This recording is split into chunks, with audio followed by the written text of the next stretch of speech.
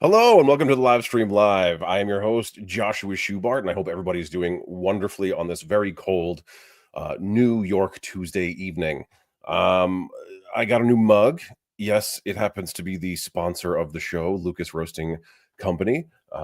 It's a wonderful mug. It's very, looks very handmade, has a great mouth feel, and I like it very much. As usual, here is Lucas Roasting Company's logo and the promo code for the show. You will get 15% off your first order online with code the live stream live. They are a lovely independent, small, family-owned coffee roaster located in Wolfeboro, New Hampshire, and they have some of the best coffee I've ever had in my entire life. And that's not just because they sponsor my show. It is fantastic, and I know them very, very well. I've been going up to New Hampshire for many, many years. And I'm so happy that they are the sponsors of the show and continue to be. So please head to their website. It is linked at the bottom of this video. That is Lucas Roasting Company, 15% off your first order with the live stream live. As usual, we are streaming live simultaneously to Instagram, Facebook, and YouTube.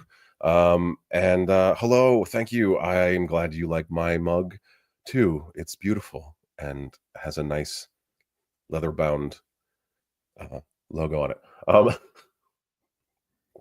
So let's jump right into what I've been doing, what I've been watching, what I've been reading. So what I've been doing is just kind of like sort of disassociating, trying to understand what's been going on politically, I suppose.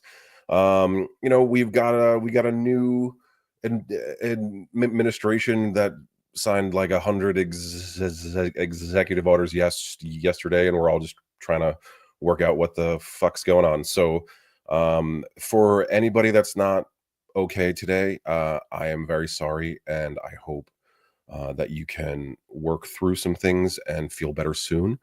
For folks that are in the LGBTQIA plus community, that are particularly feeling fucked with right now, I will continue to be your ally from now until forever, and I will walk with you shoulder to shoulder through the next couple of years and beyond. Yeah, so I love you, and it'll be okay, I swear. As for what I'm reading, I've gotten back into this wonderful series by Jim Butcher called the Dresden Files. I don't know if anybody has read those, but it is a serialized mystery action adventure book series that the main character is a wizard. So I don't know if you know this about me yet, but I'm a huge nerd, and I like wizards and magic and things.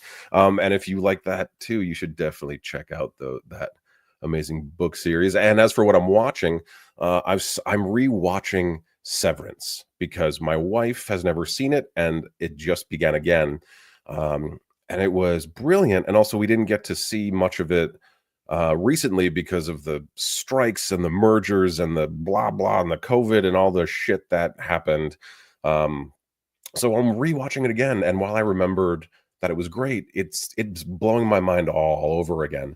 And I don't know if you feel this way, people of the internet, but Apple tends to hide their stuff.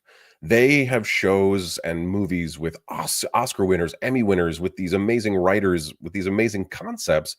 One of them being this show, and like this show should have been the new Lost. Like, I don't know if you guys remember Lost, but every week people were coming up with theories, freaking out, talking about it. This show is so interesting, and so it so fucks with your mind that I feel like it just wasn't like, it is wildly popular, but I feel like it could have been much more than what it is, and hopefully it'll keep going. I don't know. Once I watch season 2, I will talk to you about that too. What type of series do I like? I like So because I'm an actor and because I write and I produce and I make everything, I'm kind of like a student of the industry. But I will say that like my favorite types of series are like procedural, not sorry, pres- prestige dramas. Like I love a nice hour long sadness. I really do. I love a period piece. But I do also love a good comedy. You see, it doesn't make any sense. I like everything. Like I'm not a specific type of person. Like right now, I love Shrinking. Have you seen Shrinking? That show is, I mean, technically it's a dramedy, just like The Bear that keeps winning for comedy, but that's a different conversation. But yeah, so basically, if it's good, if it's well written, compelling, and the acting is awesome, that I'm gonna like it. I don't have a particular like only thing I watch. Like um one of my friends will only watch the Law and Orders or the Law and Order adjacent shows. That's the only thing that she'll watch. Um uh and they're cool in their own rights, and they have a wonderful place in our like media canon. But you got to branch out. You got to be challenged. Oh, I just watched Juror Number Two, which is the Clint Eastwood film, the one that's probably going to be his last film because he's 94. And it was fine. It didn't like shake the earth or anything. It was a very Clint Eastwood storyline. Um, it was like 12 Angry Men, but one of the people was the actual person that was the murderer. Um, and that's not a spoiler, that's like in the trailer. So but it's good. And you should watch it. It's a good film. Like it's not like a Memento or like anything that's like gonna like make your ass fall out, but it's a good film. um Awesome. So I have a wonderful person that I'm going to bring on today. Her name is Aesha Waks. She is a actor, model, author, ring card model, and I just met her pretty recently, and she's a pretty awesome person. So let me bring on Aesha. Let me say good. What? Hey, how are you? Hi guys, how are you? Thanks for having me. Oh, of course. Thanks for being here today. Where are we speaking from? Are you in New York? Rockaway Beach. Mm, Yeah, very cool. that's where I I am I have today. a That's where I couple am of friends today. that live in the Rockaways. It's an amazing area. That's we have to talk. Maybe I know them. You might. I'll put you in contact with them after the show. Fantastic. So you are a actor, model, and author. Um, that's a lot of things. How did you like where did you start, and where did you like did it begin with acting and then branch into modeling and then branch into writing, or were you kind of doing it all at the same time? I started as a poet and I started landing all the poetry awards of my school. Oh, sick. First and foremost, that led into becoming a professional dancer on world tour with the Mad Stuntman who sings that song I like to move it from Madagascar. Oh my gosh. We Okay. traveled around the world. I was not legal. My mom had to sign a bunch of consents for me. I wasn't allowed to drink, nothing, but I started traveling around the world at a very young age. And then the acting came and the modeling, which led to the ring card girl and then model work. And then the authoring. I do have a poetry book out on Barnes and Noble, but I realized I really love theorizing about different concepts, and I started putting out like many books on these things. Right now I have about 7 out, That's and great. I realized I love the world of mental health too because as an actor, you're analyzing the characters, you're breaking down the scripts, and I always believe in having a dual life until you become A-list. So part time, I'm a mental health peer advocate. peer counselor, and it's very psychology based, and I write books about this type of thing too when I'm not on set. It was a mouthful what I just No, said, no, but that's great. Let's go back to the poetry. So what drew you into to that medium, and what is your preferred form of it, right? Because there's multiple forms, yeah? my favorite form of poetry was inspired by my brother Geffen. He's a hip hop producer, and he used to use my poetry in our music studio in our home growing up. And he wanted me to just spit the poetry over his beats. Oh, cool. And it kind of, I'm not saying I'm a hip hop artist or a rapper, but I am, but I'm a poet that Which is rhymes what over hip hop music. is. Yeah, Yeah. I mean, you can call it whatever you want, but at the end of the day, it's poetry, it's verse, it's beautiful. exactly. Exactly. Yeah. Yes, I love hip hop. Like I'm I'm an 80s 90s guy, so I grew up with all the old school stuff. That's Um great.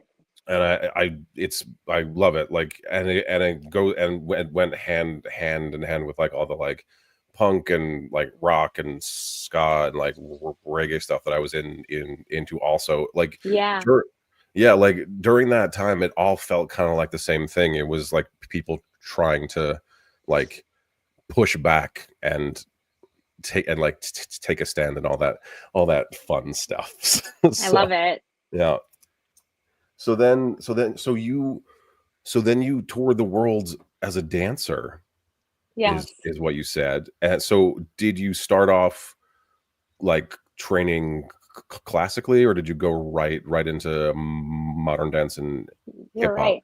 You're right. I did train classically first with ballet, That's and how you then that start. turned into hip hop. You Yeah, got nice. it. Yeah.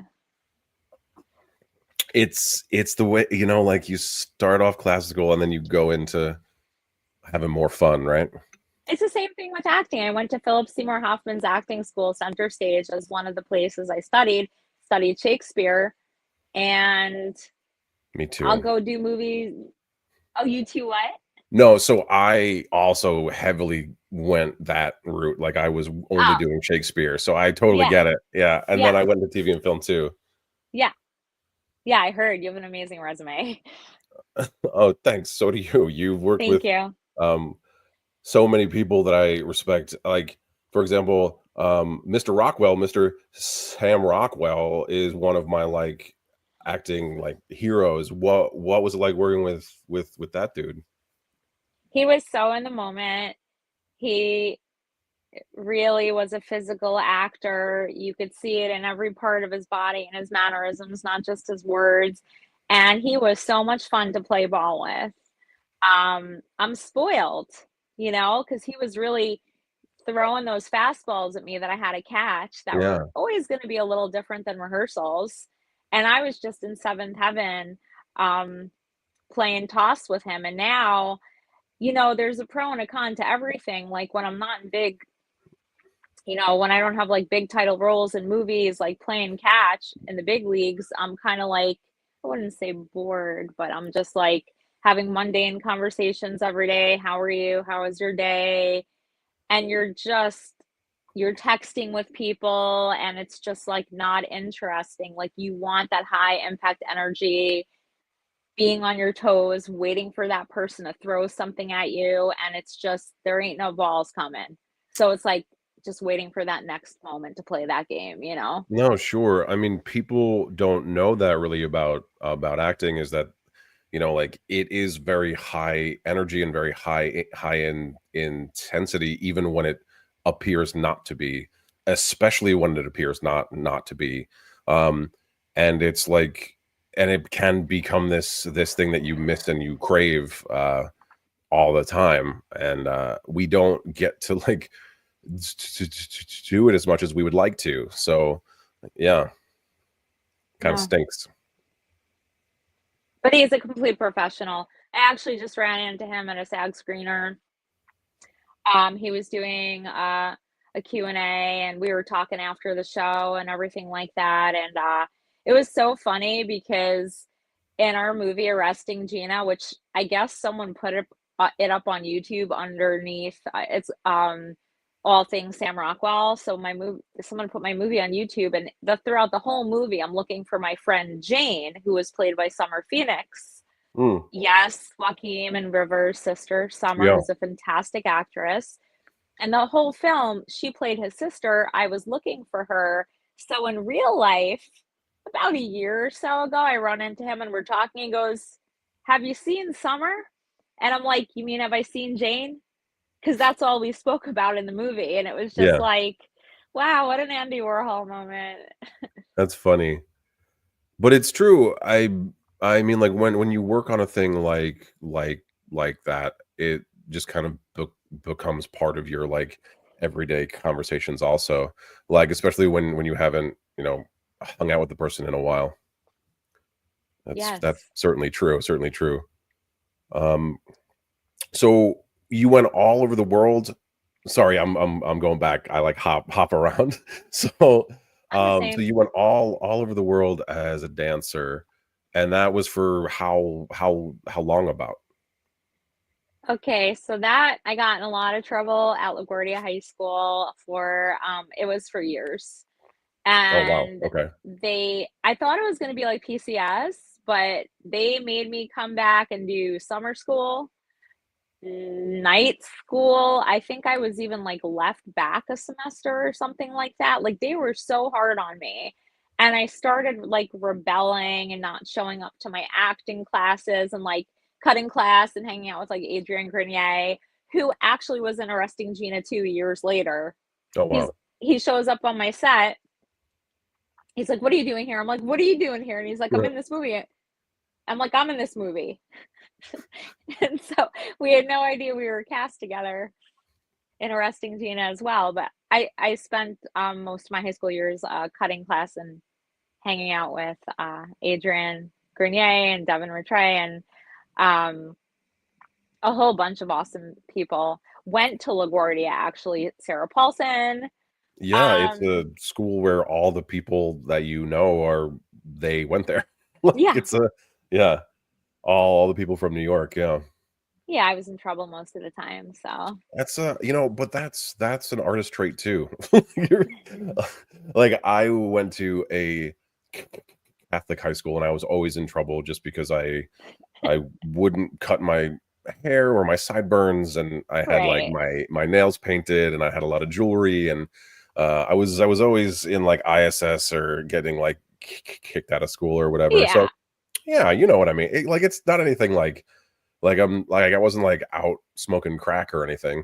It was like I was No. yeah. No, my mother, got kicked out of Catholic school too.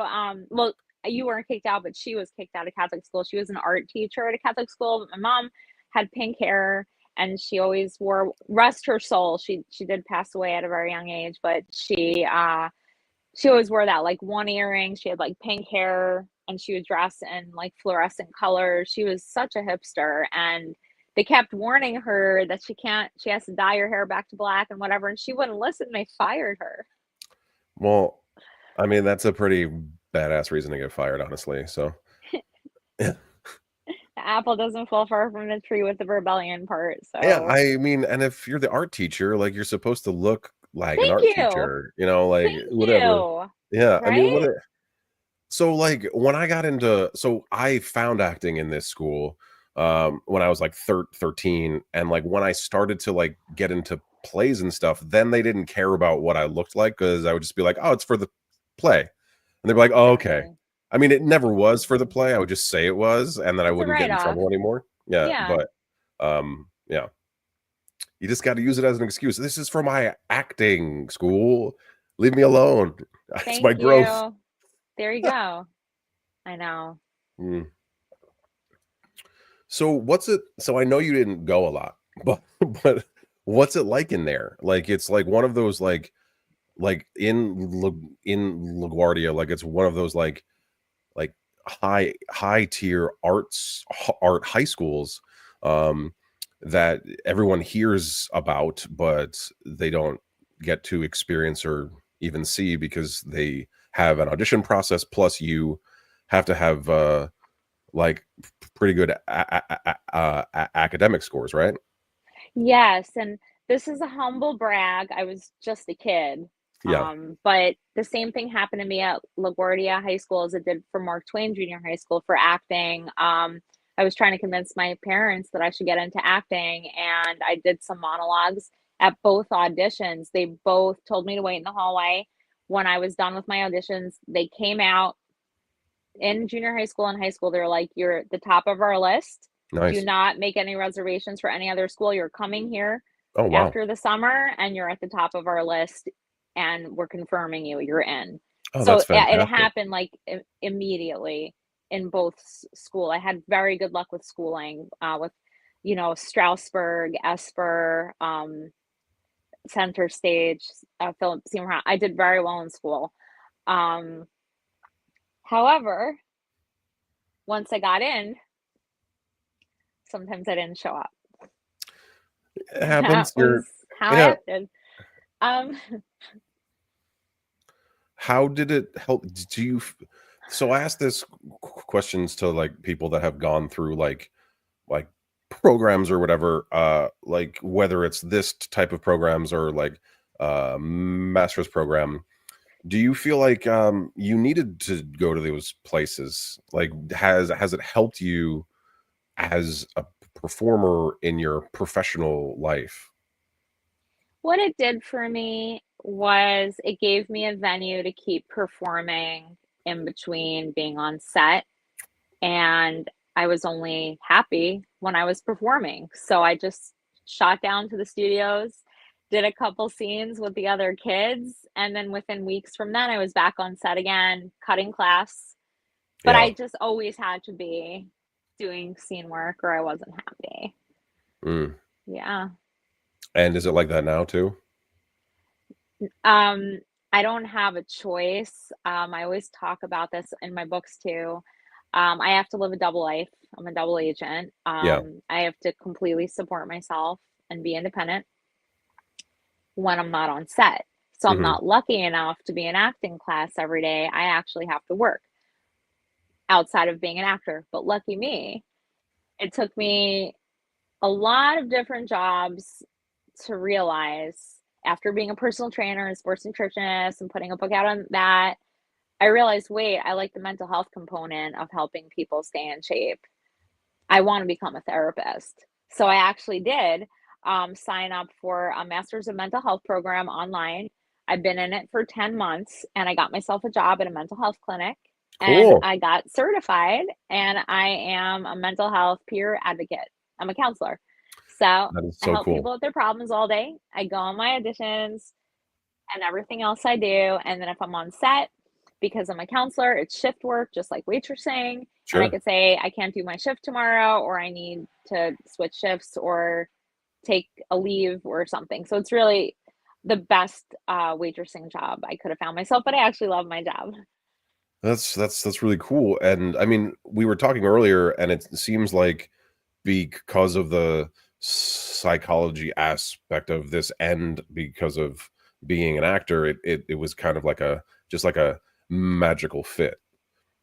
It took me a minute to realize that and find that. But once I did, I'm like, this is the perfect job for an actor to have. Hmm. It's like Hmm. bliss. It Yeah. couldn't be a better fit.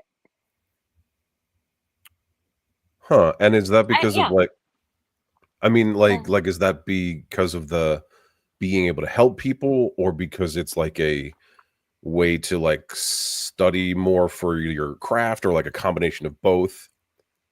Well, I love helping people in addition. That's one of my passions, but you gotta do a lot of analysis of this job, hear what people are saying, and see how you could help them by breaking down their character, what they're trying to say, to see how you could best fit in and serve them. Yeah. So I got a lot of practice doing that just through all the scripts and the acting I did. So it was like second nature to me. I Well, couldn't absolutely. believe Yeah. it. That's so cool. Yeah. Yes. Yeah, because people don't, for all the people that are watching and all the people that will listen to the podcast cast later, the amount of analysis and work that goes into creating a character and breaking down a script is, to some people, like world ending. It takes a very long time if you're working on it right. And it's applicable to so many other parts of the world, including the work that you're speaking about, Aisha, which is really, really cool. Thank you. Yeah. I think that um, we all, um, we're not at Tom Cruise level yet. However, me and you are both working actors. Like, they're always got to think of how to make that next dollar on the side. You know what I mean? And I love Oh, my I job. do. You know, Oh, I do. I love my job so much that even if I get to Tom Cruise's level, I think I would definitely still do things in the mental health world as an advocate, fighting for people, making speeches, TED Talks, and I feel like so you on and have so forth. to. You Yeah, have to stay grounded, and you have to stay like of the people. When you lose your when you lose that, like our job is this, like, it's mostly just people trying to make their health and pension credits happen. Like, we're in a union, and we're basically plumbers. So, like, um yeah, it's when just a you job. it's just a job, but I mean, it's to me, it's like one of the most important things that you can do to me. And Yeah, that's what I believe. Like, the like whole, like, catharsis angle of like what we do is so important. And for those of you that don't know what I just said, catharsis means like when you're watching something and then it gives you an experience or an emotional release that you wouldn't have been able to have otherwise, or may not have been able to. um and that only happens when you're watching a performance, or when you're in like deep therapy, or things of that nature, where like you are able to like release a thing that you weren't able to before. So I feel like being an actor, or being a performing artist, is just some of the most amazing work that you can do. why do we get treated so special? Like, why aren't teachers treated this way? Why aren't doctors treated this way? Like, I why do mean, people? to some extent, like, medical folks are, but like a teacher should be 100%, and they aren't. um and Yeah, they certainly aren't paid right, proportionally. um yeah, yeah, it right. sucks. My wife is an art teacher in a middle school in Brooklyn, Oh, and wow. watching her like do her work, and she's incredibly talented, and the work that she pulls out of these kids is just beautiful and incredible. And yeah, she doesn't get the credit that she deserves, and Right, she deserves it all. She works hard, and right. yeah. So what is it about the publicity? Maybe they should have a magazine to publicize teachers. I would love that. Like, I would love there to be a magazine that was like best art teacher in the Northeast is. Yeah, Yeah, that would be exactly. cool. Like, that would, Yeah, I mean, that's what it should be. um they shouldn't be just like glorified babysitters, because they're that's what not. I mean. Yeah. I don't get it. I I mean, it's certainly like politically advantageous to keep it that way, because then you can like then like you just keep teachers kind of in this like shitty hole where they're almost getting paid enough, but Right, they're not. And right. it's yeah. I mean, like, when I was a lad, um like, a teacher was like a well-respected member of the community. Like, it was like, you got to be nice to your teacher, you have to respect your teacher. Right. And then somewhere along the way, it turned to like, the teacher is an asshole, and they don't know what they're talking about, and they never did, and you don't listen to them, and they suck, and they're stupid. So yeah, I'm A sure there's lot of things. something. Yeah, a I'm sure lot of there's something things in there, in Aisha. yeah, like the 1950s, people were just nicer, maybe. I don't know. I don't know. It's Or certainly like 1920s. I don't know. 20s. I don't know about 20, but but it's a I think it's like a leaning away from education being so important, right? And I don't just mean like higher education. I mean education in general. Like my wife's grandfather had an eighth grade education, and he was an accountant for Grumman, and they put men on the moon. But like an eighth grade Wow. education in the like 20s is not the same education that it is today. They should just teach kids how to do better TikToks because that's what they're making money off of anyway. So You cater make to a lot of that. money on TikTok. You can make a lot of money on That's TikTok. what I mean. Teach them young. Teach them I how to wish I support could themselves young. dance weirdly and make a bunch of money on TikTok. Like I'm sure I can do something else, but um You always it's got a to have a brave new world. puppy. You got to have a puppy and a cat in You it have a with you, cat, a and then you'll puppy, get or the you, views. yeah, or you have to have an OnlyFans. Feet. Feet. Feet are I hear feet are you make a lot of money with feet. They're very popular. That's what I hear. They're very popular. Feet. And so a lot of people on my Instagram have been asking me for my like sweaty clothing from after I work out. So How apparently much? I haven't asked for a price. I mean, I'm sure if I What's your starting rate? Ask your wife what she'd be willing for you to accept yeah, for what would that. be appropriate? Yeah, it's a weird world out there on the internet, which I'm sure you know as, just being a woman in the world. It's It's fucking crazy out there. disgusting. It's disgusting. Mm. Oh yeah, it is. And I've recently gotten a taste of it with my like Instagram kind of blew up in the past like year or so. Oh yeah, I see that. Yeah, Definitely, yeah. and when I post stuff, I get a lot of crazy shit. A lot of like hyper sexualized stuff. Give your Um, cash app. yeah. And so it's a very small taste of what it's like to just be a woman in the world. It really is. We have a taste of what it's like to be a man too every time we go to work and have to pay for ourselves. It's not the same thing. It's my dark humor. Uh, that's like that's like equality and Yeah, stuff. yeah. Ew. Mhm, mhm, mhm, mhm. So, all right. So you did the dance and stuff, and you went around the world when you were in high school, which is just mind-blowingly cool to me because when I was in high Thank school, you. I couldn't even conceive of leaving my town. Um, when did you get into modeling? Um, my agents would send me on print castings in between the acting auditions to make extra money, and it just kind of stuck. It's the same thing without words, MOS, because Yeah, in modeling you got to express yourself without words. I see modeling and acting as the same thing without a script. Um, so it's like sometimes I'll get modeling, sometimes I'll get acting castings, and then on my downtime, I'll write a book.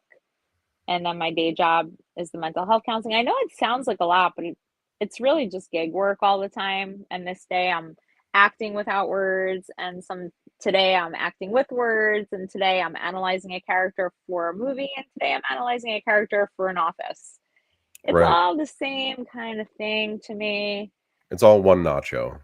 Yeah, it's not that crazy. Like, I'm not juggling anything. It's like, "What's on my schedule today? Oh, I'm taking a picture without a script. Oh, what's today? Oh, being filmed saying this." It's like, there's nothing to even compartmentalize. It's just looking at my schedule every day and what I'm doing. When you first That's started it. modeling, did you find that the people that you were working with would like freak out, but in like a positive way because of how you could emote and how you were in the moment and things of Yeah. that nature? Yeah, yeah, they Yeah. went crazy. They went crazy over it. I'm 5'3", so I'm in the shorter end of the spectrum for a model, but because of my acting ability and what I'm emoting, a lot of photographers went absolutely crazy and they're like, I cannot believe it. I could tell you to think something or emote something. It's like right there. So I end up getting work all the time, partially because of my acting Because you're ability. acting. Yeah, it's a Yeah. cool thing. When I was allowed to be a model, Loud. when they let people that look like me in, Oh, it was stop. You're great. Come on. no, thank you, but I'm gonna have a talk with your wife. I'm gonna tell her she married a really good looking guy. thank you. I mean, I don't think I'm ugly. I'm just I'm large. So like Stop. I'm no, I'm not saying I'm large like I'm a big fat man. I'm 6'2", and I've got like I'm very large for a model. And then they introduced br- brawn modeling, which is large men with Yeah. beards. Yeah. And once that happened, like it was crazy because my first thing was I was in GQ, which was my first modeling gig. I was like wearing a suit and it was cool and nuts and crazy. That's and awesome. and then I had the same reaction, was like, holy shit, like you can like we can like speak to you about stuff, and then you change and you have emotions and like you blah blah. And I'm like, yeah, this like isn't the whole community, like the whole like modeling world doesn't just know how to like be a person. And no, yeah, no, No. they don't. No. It's all like posing and angles and looking a certain way. And when you come in, it's I think it's like you're okay with like quote unquote looking ugly. Like you don't have to look perfect. Like if like something is a little off, quote unquote, for like a person, like the best acting is the ugliest looking shit you've ever seen. So Yeah. it's the like bravery, I think, to walk into just the ugliness of something or a person or an emotion and just live there. Look at what Charlize Theron had to do in Monster. Mm. Hmm. I'm sure that couldn't have been easy. No way. No way. Yeah. I mean, she won the Oscar, right? Didn't she win for that? Or was she It nominated? was a while ago, so I gotta Google that again. Yeah, we got the internet. Yeah. I can look. I'm gonna look because did Marley's Theron? Oh God, I think she did. Theron win for Monster. As you know, I don't like talking about actors' ages or anything like that, Yes, but she like, won. She won in 2003 for Monster. Yeah, see, okay, she deserved it. yeah, absolutely.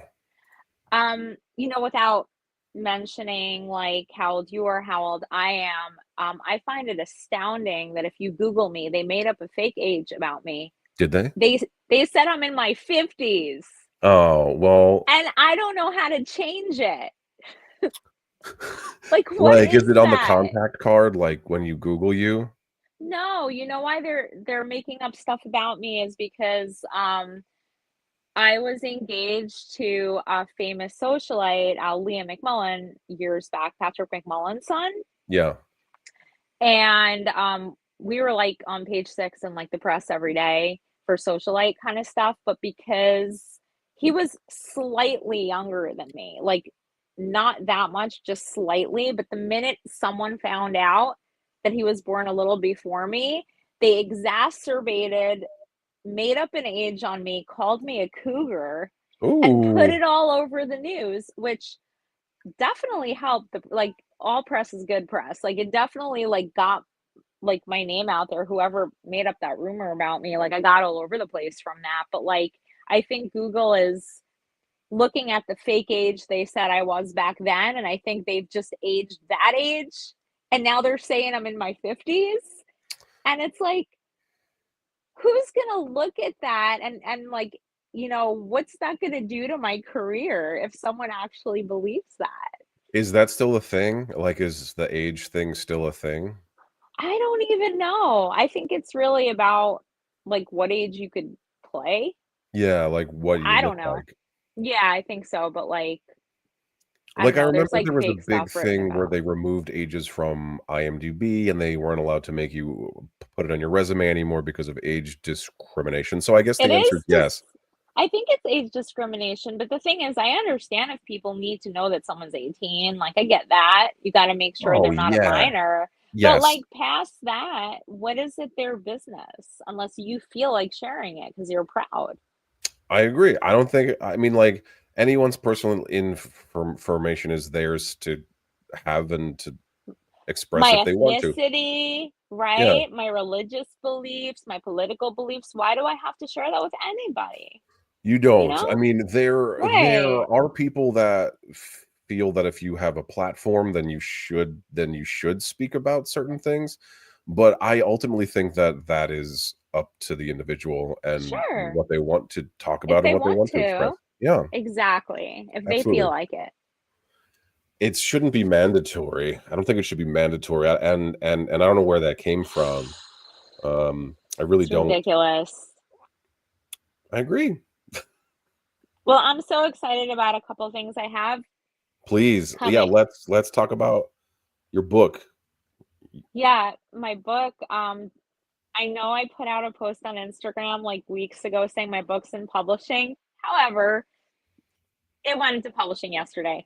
There was a little Congratulations. bit of a hold up. Thank you. So, my publishing company said it's going to take about a week or two for it to actually become available on Barnes and Noble, Yeah. and it's going to be called Swipe Again because my first book is called Swipe, but you And don't what's have it to read about? Swipe.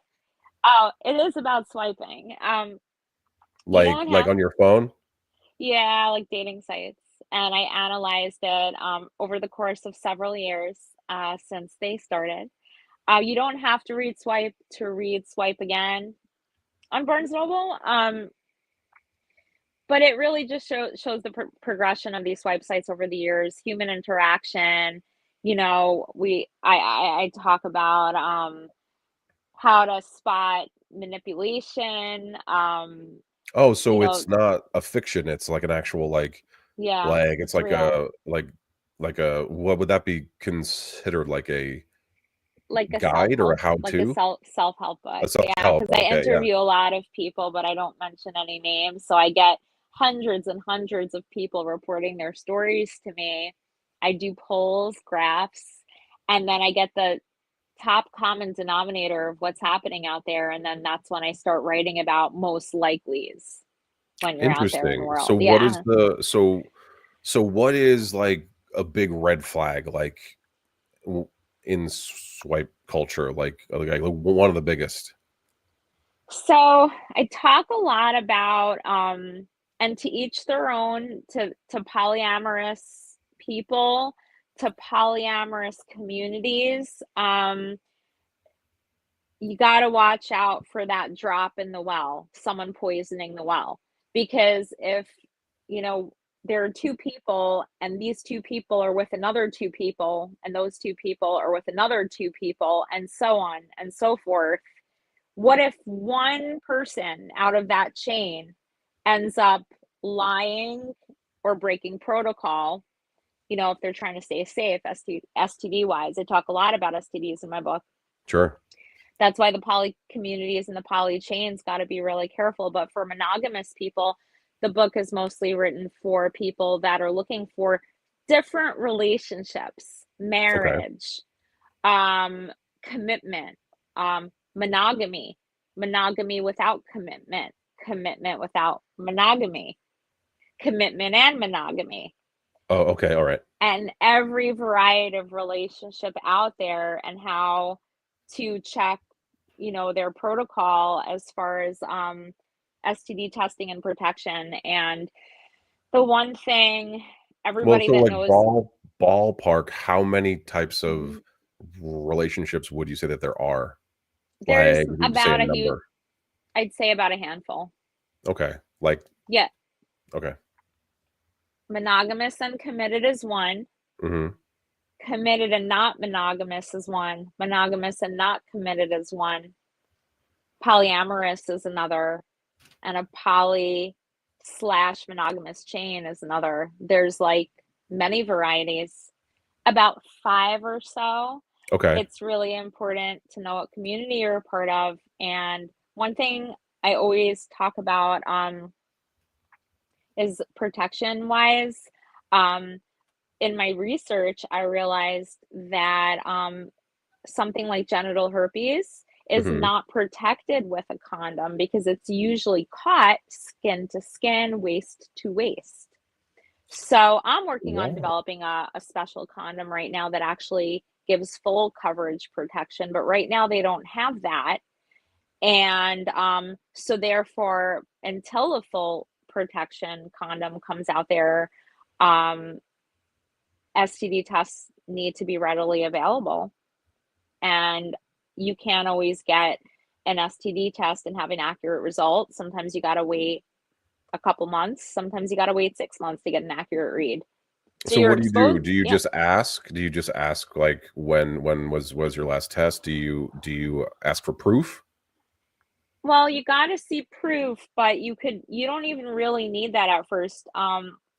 Some of the people I interviewed, like this one person said, without mentioning names, and I quote, I have a friend with benefit, because I asked, where are you at sexually? Yeah. And then I said to him, okay, are you a friend with benefit monogamous or a friend with benefit poly? He goes, I'm a friend with benefit poly. I said, you're untestable then. Because if you were a friend with benefit mono and you were with her for a couple months and she was with you for a couple months, that's encapsulated within that petri dish. You could get that Sure. tested right away and get an accurate result. You could test monogamous people or celibate people and get a result on those people within that day with a rapid HIV test. Yeah, yeah. If you're FWB poly, there's no way to test that person Yeah, because until they're they become, yeah, until they become poly, until they become mono or celly. So wow. it's pointless to even test them. You're not going to get a read on them. They're Right. So unreadable. like it's Hmm. it's it's just like do it at your own risk, basically. Do it at your own risk, but until I actually put my condom out there that I'm trying to invent, it's exposing yourself to risk at your Right. own risk, and it's no one else's bed to lay in. Should I should I Yeah. say? So Um, so how does this new condom work? so what I'm inventing right now, the reason I don't mind sharing an invention with all of your viewers and my viewers is because um, as I'm working on my patent, let's just say some billionaire comes around, steals my idea, and puts out the condom before me. Oh well, hopefully they'll give me credit and they'll save the world. And you know what? Maybe I didn't get paid, but someone has the idea now and they're helping people. Maybe it's not about money. Maybe it's about Sure. helping people. That's why I don't mind talking about it. I Okay. hope no one steals my idea. I I hope hope they no one call steals me your up. idea too. I hope they call me up in partnership, but that's why I'm talking so freely about it. Um, you asked me another question that what did you ask me again? What does your condom do? Like, how is it Oh yeah. different? Okay, so how I see it, it's an extroverted or introverted condom, like a man or woman could wear it, and then like you tie it on the side, you tie it on the side, tie it on the side, tie it on the side, depending on what size you are, and it kind of just small, medium, and large fits anyone. Use it. If it's with the same partner, wash it. If it's not, dump it in the garbage. Oh, interesting. So it's kind of like a genital bib, all almost. I like almost like shorts. Oh, like shorts. Oh, Yeah, oh, because it has, oh, yeah. yeah. Oh, cool.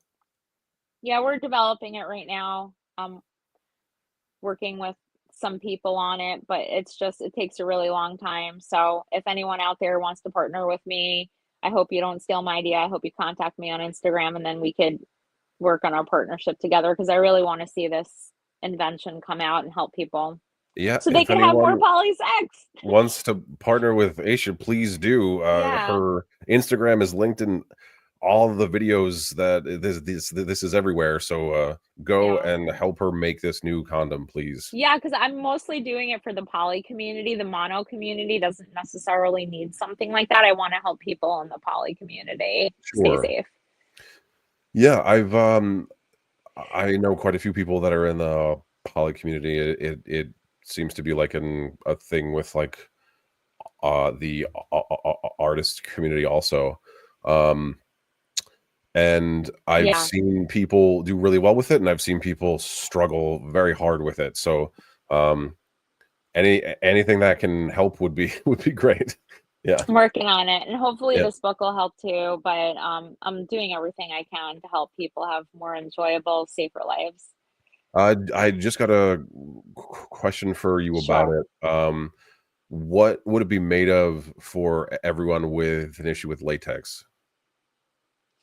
Well, what we gotta ask ourselves are the people that are allergic to latex, what is the alternative condom that they're using right now? What is that made of, if you may ask? The, It's usually polyurethane or like an animal skin. well, animal skin would be porous, so it wouldn't be the Yeah, so it wouldn't, animal yeah, skin, but the other fabric you mentioned, polyurethane. yeah, Okay. polyurethane for poly couples, yes, Yeah. as an alternative, yeah. And then we also got a cool comment where people think that we should host the Oscars. You and I. I I would love to do that with you. I'm actually getting practice now after hosting the Women in Fashion Film Festival. I'm now hosting the Winter Film Awards in New York City. I'll be posting an invite on my Instagram page. Anyone is welcome to come and watch them. Oh, that's Um, awesome. so I've been getting a lot of practice hosting award ceremonies. So hopefully next we'll get to do that. Maybe we'll get to host the Oscars soon. I That would love be great. that. Me too. Yeah, me It'll too. it'll be the best one ever. I can't wait. Me too. Can you wear that hat that I'll your wear mom any that hat your you want. I'll wear that 5 of your the hats. Yeah. wife's Mother-in-law mommy. made. It's yeah, Listen, it's beautiful. Aisha, this is one of 20 hats. If I don't wear them, I'm not allowed in the family anymore. So, um, They're but gorgeous. Who wouldn't but wanna I wear also them? love them. Yeah, like Yeah. they're like they're so specific, and look at that knit weave, and yeah, Man, you should sell them on your website with a little logo. I should, except that so listen. So I've spoken to her about it. So Yeah. people have seen my hat and like, where'd you get that hat? And I'm like, well, my mother-in-law made it for me. Let me speak to her. Maybe she'll take some money and make you a hat. And like Yeah. she won't do it because she was like, it takes so long. And like this is what is this is alpaca? Like it's not even It's like the wool. most expensive, Yeah, because she, like, like goes to, like, wool shows and, like, the, like, sheep festivals and all that stuff, like, yeah. she's, like, a big nerd over it, Yeah. but yeah, but, like, she could make money and, she just Etsy. Etsy or yeah, like, with, like, my, like, logo on it or whatever. Exactly. Yeah, Exactly. Yeah. Yeah. yeah, I think she could. Um, so when will your book become available? It's available, within 2 weeks on Barnes& and Noble, and it's called Swipe Again. Um, and like I said, you could read Swipe before Swipe Again, or you could read Swipe Again as a standalone. But I've been writing these books over the last several years, and it'll be my 4th one on Barnes& and Noble, but the first one has another couple of versions of it. And then, like, I have other writings, a Yeah, novella that is that was linked adapted in France. Mhm. also, so everyone go and buy Aisha's books, read Aisha's books, please. Thank you. You're welcome. And then another thing that I'm super excited about, I've been around Card Girl for, the last several years. I went pro, I just did my last show at Sony Hall, and I'm doing my next show at Madison Square Garden, and I am so excited about it. That's awesome. Yeah, this is, for the ring card modeling. Yeah. Yeah. Yeah, Yeah, exactly. how did you get into that? So, my local gym, someone approached me, an acquaintance of mine approached me and asked if I wanted to get into it. I said, "Sure, why not?" It turned into one of my careers. It's been going for years. It was just a suggestion someone gave me. It's been going great. I'm so That's excited about great. this. I'm posting all the invitations on my Instagram wall. If you follow me there, you could also DM me and say that you're friends of the show as well. I get invites to a lot of different things. I'm also going to post invites on my Instagram wall. And you guys, if you have any interest in joining the arts communities that I'm involved in boxing and film festivals, that's where you can get all the information on my It page sounds on like you Insta. all should go to Aisha's Instagram and totally follow her and keep up to I'd date with love all the that. cool shit that she's doing. I'd love that. And I Yeah, love me too. involving people. I love involving people. I love helping people. I love giving advice. I love people get ahead. I love championing people, good people, of course. Good people. I love helping good people. That's an So, important distinction. That's an yeah, important that's an yeah, important distinction. yeah. Not trying to fuel any horrible things to get bigger, but Absolutely. So the chat's trying to pitch me to be an audiobook narrator for your books, which I think Ooh, is sweet. But I you love know, that.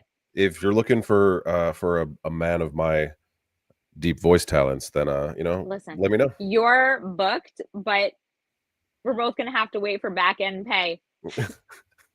That's the thing, and I write about this in my first chapter. I allotted all of um my book account, like all the money for that, Yeah. all on the publishing, and I had no more money left for editing, PR, or audiobooks because I would Oh have wow. just given you my budget. I have nothing left. Anyone that wants to help out and do promotion or be the voice of my book and make money on the back end, I'm totally down for that. But I had to do my own editing. And I'm telling you guys, you're going to find a mistake because grammar and spelling is not my specialty. Oh, Theories okay. are. Theories Okay. are in poetry and writing about it in creative ways. But like the crossing the I's and dotting the T's, I'm sure people will find a mistake. In fact, I'll have people have a contest who can find the most mistakes in my book and circle them, and the winner will get like I don't know, a free book for their friend or something. A I don't know. sandwich. Yeah, a sandwich, Oh, mac and cheese. mac and cheese. I like mac and cheese. Mac and cheese on my bread. Oh, hell yeah. That sounds I really. just I just made that up. I mean, that actually sounds really good because it's like lots of carbs and cheese. So Like a grilled cheese with mac and macaroni in cheese in the it. middle, like Yeah. in between like nice like pieces of like sourdough Sourdough. bread, maybe. Sourdough bread. Yeah, which I have recently gotten into making like crazy. I don't That know if you've sounds ever so made good. any of that bread. I've got like a bunch of starter for fermenting now because I'll make bread in the morning. That Um, looks amazing. It sounds so amazing. it's like so uh zen, like it's like one of these things where like if you don't do it right, it gets all fucked up, right? Like, and it tastes bad and it explodes and it gets all messed up. And so it's like this like calm practice, and then when it's correctly done, then you get to watch the people that you love eat it, and Yeah. it's nice. Yeah, Baking is so nice. It's like gardening. I love it. yeah. You know who No, you yeah. kind of look like? You kind of look like Sebastian Stan. I look like Do you Sebastian ever Stan. do you ever you ever No, get that? no, I get like Zach Galifianakis all the time. Oh, he's so funny. Yes, Russell Crowe, and then Oh, when he's I'm one of my favorites. He's one of my clean favorites. shaven, I get what's his uh Brendan Fraser when he was younger. I knew you weren't talking about the whale. No, which was amazing, but no, not the whale. No, It was too dark for me. was it really? It was. I It love was that too shit. dark for me. I mean, he went there, man. Like in the beginning of my career, I was his stand-in on The Affair when he was on The Affair. Did you like get a lot of connections doing stand-in work that you got that translated into acting work? Be honest. No, Okay. Just a good payday. Fun. it was just a good payday. So like started off doing a lot of background work, which then led into a lot of stand-in work because I didn't know how to be on a set because I had only done theater for my Right. entire time. You were saying. So I was like, let me go figure out how to be on a set. And then like I got like I had once I understood what it was, walked away from that world a bit just because you get stuck in there forever. But I did learn a lot. Like a vortex. Sorry. Like a vortex. Yeah, it is like a vortex. And I remember when I first started to like book and be on stuff, I would see people that I worked with all the time. And they would be like, how the fuck did you get out of here? And I was like, I don't know. I stopped doing that. Not that it's bad. You know, that's not what I'm saying. Like Yeah. it's a wonderful career, like if that's what you want to be doing. Um, but yeah, it's very easy because you can just keep getting work over and over and over again. My agents um would only allow me to do background on commercials. They didn't want because they submitted me for series and whatnot, and they're like, no, I'm not letting you do this. I really wanted to do it, but they're like, no, then I can't submit you for that show. You can't do that, but you could do this random commercial. Yeah. Yeah. And I'm like, okay, no Yeah, problem. which is why I stopped because like once I was like, I understand what it is to be on a set and like how to hit marks and like how like it was kind of like my like TV and film like craft of the world school, like being a stand-in, like working in like because you become part of the crew and like you have to hit marks and you have to like build out all the blocking for Sounds so people. much fun. It's That fun as sounds fuck. It's so so much fun. fun. Yeah, it's I mean, I absolutely love it. Like, it's wonderful work and it's very rewarding.